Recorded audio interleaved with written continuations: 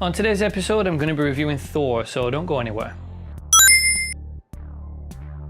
The visuals in Thor are something that's fairly unique to it. The whole production design for Asgard is great. It's really big, it's colourful, it's fantastical, which is exactly what you'd expect of a City of Gods. Overall, the costumes are great as well, and I really like Kenneth Branagh's directorial style. I like his use of shots and editing. It's more of a classical sense than the faster, quicker editing that we're used to these days. That being said, I do think that hair and makeup did a bad job with Thor. They really bleached out his eyebrows and his beard too much, and he really washed out his complexion and made him look really pale. That's really a bit of a nitpick, but the biggest problem with the film comes in the second half of the film. Is set entirely in a very bland looking desolate desert town, and it really just doesn't give anything interesting from a visual standpoint. So overall, I'm going to give the film 6.5 out of 10 for its visuals.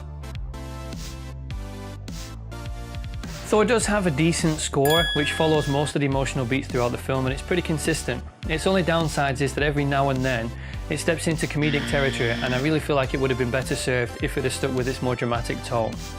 Overall, I'm going to score it a 6.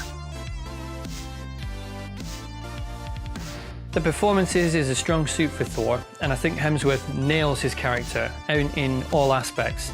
He has a pretty good arc to go through in this film. He starts off as someone who's very selfish, self-centered, egotistical and arrogant, and towards the end of the film becomes someone who is self-sacrificial and actually becomes a bit more giving and human.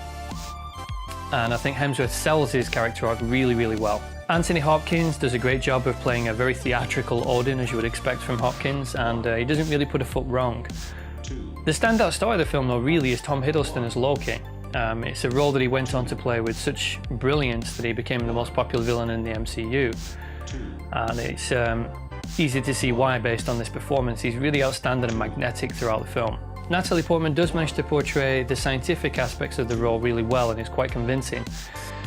But it's when she steps into the realm of trying to portray a romantic angle that she falters. There really isn't any chemistry between her and Chris Hemsworth, and it's difficult to understand why. They're two very attractive people, and you'd think that chemistry would be something that comes naturally, but unfortunately it doesn't.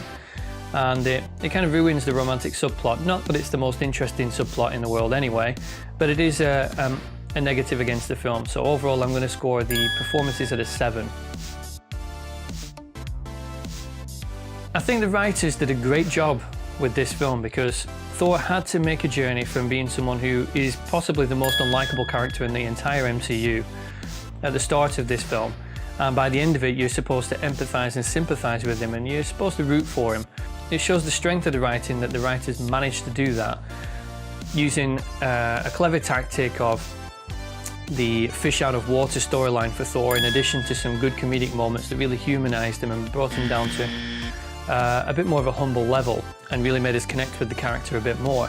Overall, the writing is pretty good in this film, and I'm going to award it 7.5 out of 10. The film scored 69% overall, and is an enjoyable film, and is a good solid entry for the MCU, and Thor's first entry as well. It's not one that I would say is unmissable, but I would say that it is definitely worth watching once.